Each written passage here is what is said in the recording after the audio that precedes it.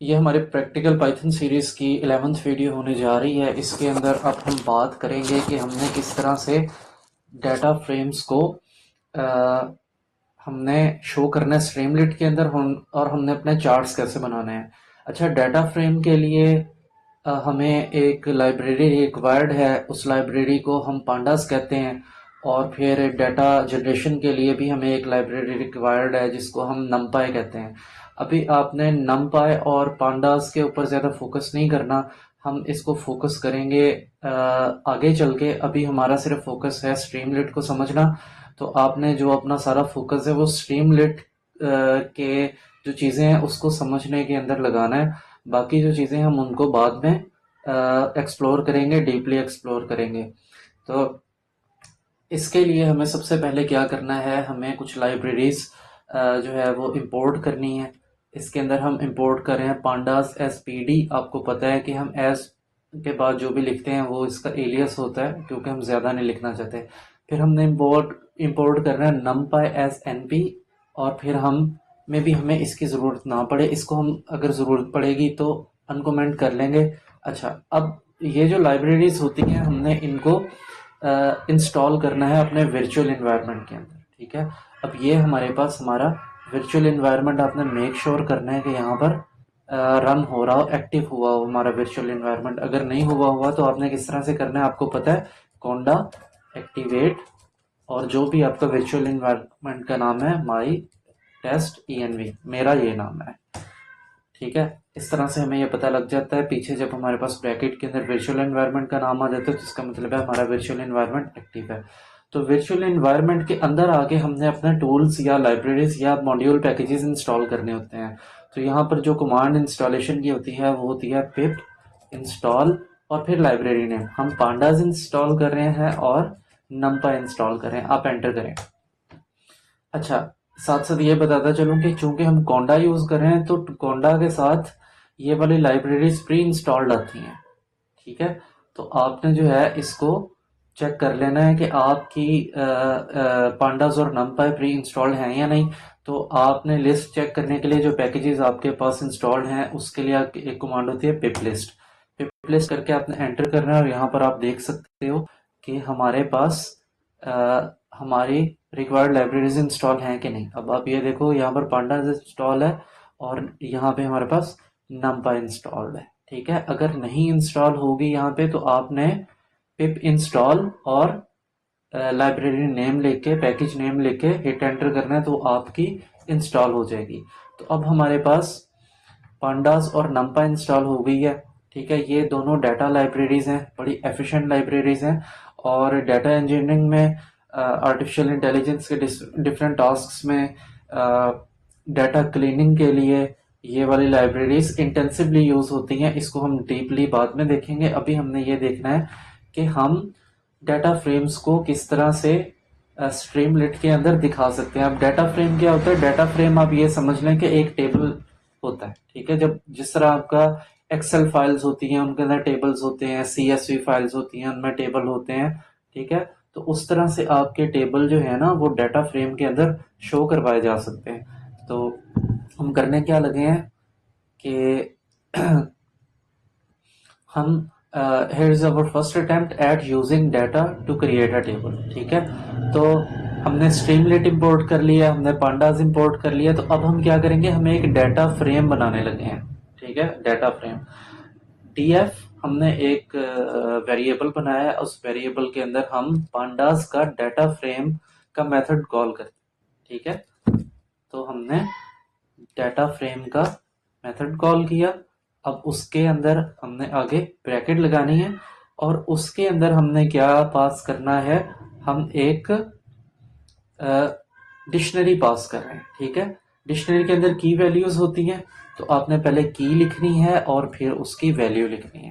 ठीक है, तो मैं की लिख रहा हूँ फर्स्ट कॉलम। ठीक है, ये मैंने की लिखी। अब उसकी वैल्यू मैं क्या लिखता हूँ, मैं एक लिस्ट पास करता हूँ उसकी वैल्यू के अंदर 2 3 4 एंड 5। चले 4 तक रख लें। ठीक है, उसके बाद आपने कॉमा लगाना है और फिर आपने अगली की लिखनी है, वो है सेकंड कॉलम। ये की का नाम है, ठीक है। और उसके अंदर भी मैं एक लिस्ट पास कर रहा हूँ, वो लिस्ट है 10, 20, 30 एंड 40। यहाँ से इस तरह से करके हमने अपना 2 कॉलम्स का एक डाटा फ्रेम बना लिया, ठीक है। अच्छा, अब स्ट्रीमलेट की मजे की बात यह है कि आपको ना स्ट्रीमलेट डॉट राइट लिखने की भी जरूरत नहीं पड़ती समटाइम्स, ठीक है। आपका अब ये देखो, यहाँ पे कोई डाटा फ्रेम इसके अंदर सेव हो रहा है, ठीक है, कोई टेबल इसके अंदर सेव हो रहा है। आप सिर्फ इसको यूं करके लिख दो, ठीक है। आप इसको सिर्फ यूं करके लिख दो। स्ट्रीमलेट क्या करती है, वो ढूंढती है कि कौन सी कोई डाटा की चीज मेरे पास अकेली पड़ी है, कहीं पर किसी लाइन के अंदर पड़ी हुई है। अब ये देखो कि हमारे पास data frame as it is यहाँ पर पड़ी हुई है, ना हम इसको प्रिंट करवा रहे हैं, ना हम इसको स्ट्रीमलेट डॉट राइट कर रहे हैं, लेकिन ऑटोमेटिकली इस अकेली पड़ी चीज के ऊपर स्ट्रीमलेट डॉट राइट चल जाएगा। और उसको पता होगा कि मैंने इसको किस तरह से प्लॉट करना है, ठीक है। स्ट्रीमलेट ऑटोमेटिकली हैवी लिफ्टिंग कर लेती है आपके डाटा की, उसको इन्फर कर लेती है कि ये डाटा किस किस्म का है और मैंने इसको किस तरह से रिप्रेजेंट करना है, ठीक है। इस तरह से हमने इसको सेव किया। अब हम क्या करते हैं, स्ट्रीमलेट को रन करते हैं। स्ट्रीमलेट रन, और उसके बाद जो आपकी फाइल थी पाइथन की, उसका नाम आप एंटर करोगे। स्ट्रीमलेट की स्पेलिंग अलग लिखनी है, स्ट्रीमलेट रन ऐप डॉट पाई। इस तरह से आपका सर्वर रन हो जाता है। तो मैं क्या करता हूँ, मैं अब यहाँ पे कॉपी पेस्ट कर लेता हूँ अपने लोकल होस्ट को, ठीक है, जो वहाँ पे हमें टर्मिनल के अंदर ओपन हुआ नजर आया था। अब ये देखो कि हमारे पास क्या है, वो की जो थी हमारी, वो हमारे पास क्या बन गई है, हमारे बन गए हैं, ठीक है। और उसके बाद ये कॉलम्स हैं, ये उसके इंडेक्स वैल्यूज हैं, ठीक है। आपको ये सारी चीजों का पता है ना कि इंडेक्स क्या होता है, रॉज क्या होती हैं, कॉलम्स क्या होता है, कॉलम हेडर क्या होता है, ठीक है। इस तरह से हम क्या कर रहे हैं, हम अपने डाटा फ्रेम को दिखा रहे हैं। तो इस तरह से हम अपने डाटा फ्रेम को इस तरह करके हम दिखा सकते हैं। तो अगर आपने इस तरह से नहीं करना, यही काम अगर आपने करना है ना, यही काम अगर आपने करना है, मैं अभी इसको कॉपी पेस्ट कर लेता हूँ और इसको कमेंट कर देता हूँ ताकि ये हमारा अभी ना चले, ठीक है। तो मैं क्या करता हूँ कि